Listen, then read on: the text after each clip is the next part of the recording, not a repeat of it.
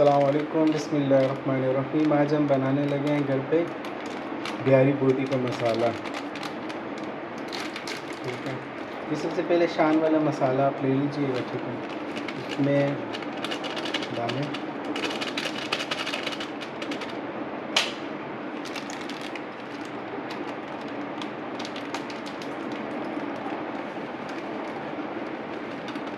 ڈال دیا، اپنے حساب سے ڈالیں، جتنا گوشت آپ کے پاس ہو اتنا ہی ڈالیں۔ ہمارے پاس اتنا نہیں ہے، ہمیں کسی نے دیا ہی نہیں ہے، تو اس وجہ سے یہ اجوائن ہے، ٹھیک ہے۔ نہیں، یہ زیرہ پاؤڈر ہے، ٹھیک ہے۔ زیرہ پاؤڈر خوشبو کے لیے بھی ہوتا ہے، ٹیسٹ کے لیے بھی ہوتا ہے، اس سے بہت لولی ٹیسٹ آتا ہے۔ صحیح، اس سے مطلب 1 سے 1.5 چمچ ڈالنا ہے اس میں، ٹھیک ہے۔ اس کے بعد آتا ہے یہ اجوائن، یہ اجوائن ہے۔ اجوائن اب میں آپ کو کیا بتاؤں، گیس نہیں بنا ہے اس لیے ہوتا ہے، پیٹ ویٹ میں درد نہیں ہو۔ تقریباً 1 چمچ اس کا بھی ڈال لیں، ٹھیک ہے۔ یہ کچری پاؤڈر ہے، پپیتا آج کل شارٹ ہے، پپیتا مل نہیں رہا، ٹھیک ہے، تو کچری پاؤڈر، پپیتا پاؤڈر آپ دونوں میں سے کچھ بھی ڈال سکتے ہیں، ٹھیک ہے۔ اس کا بھی تقریباً 1 چمچ ڈال لیں، ٹھیک ہے۔ اور یہ اجینو موٹو ہے، ذائقے کے لیے ہوتا ہے، ٹھیک ہے۔ یہ بھی تھوڑا سا ڈالنا، ایڈ کرنا ہے اپنے ذائقے کے حساب سے۔ اس کے بعد دہی، ٹھیک ہے، یہ دہی ہے، صحیح ہے۔ ریسٹورنٹ میں سیم ایسے ہی بیاری بوٹی کا جو نہیں بنتا ہے، ٹھیک ہے۔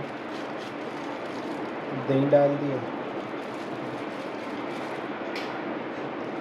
جو بھی ریسٹورنٹ میں، اس میں آپ بیاری بوٹی، چکن بوٹی، ٹکا مسالہ، ٹکا وغیرہ کچھ بھی وہ کر سکتے ہیں، ٹھیک ہے۔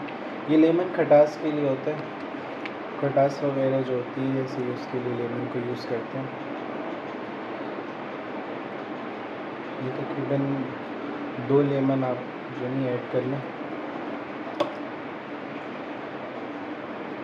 اچھا، پھر آپ لوگوں نے کرنا یہ ہے کہ بیف کو کم سے کم نا 1 گھنٹہ دینا ہے بیف کو، کیونکہ بیف کا گلاؤ بہت مشکل ہوتا ہے، ٹھیک ہے۔ اس کو 1 گھنٹہ دینا ہے تاکہ یہ مسالہ بھی کم سے کم ٹائٹ لگ جائے اس کو، ٹھیک ہے، اور وہ جوسی جوسی بھی بن جاتا ہے۔ اکثر لوگ دہی نہیں ڈالتے ہیں، لیکن دہی کا یہ ہوتا ہے کہ جوسی بن جاتا ہے۔ اور یہ ادرک لہسن اور اس کا ادرک لہسن اور مرچوں کا پیسٹ ہے، ٹھیک ہے۔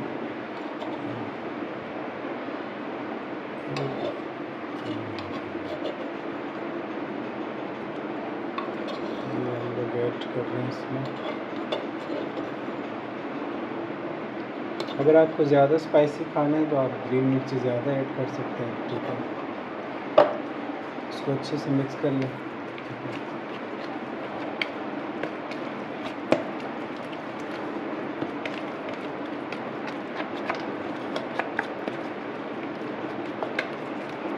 اب اس میں ہم پانی ایڈ کریں گے، تقریباً آدھا گلاس پانی ایڈ کریں گے اس کے اندر، کیونکہ بہت گاڑھا ہے اور گوشت تو صحیح لگتا نہیں ہے کرنا، ٹھیک ہے۔ آدھا گلاس ہم لوگوں نے پانی ایڈ کر لیا، اس کو اچھے سے حل کر دیں، دانہ دانہ ختم ہو جائے گا۔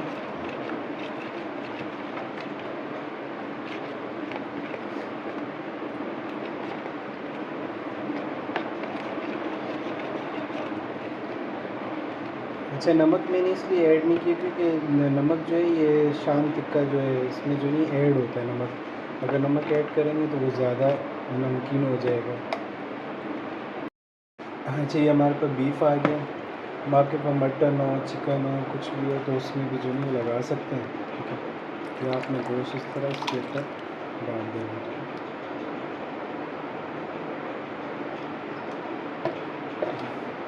اچھے سے اس کو مکس کر لیں،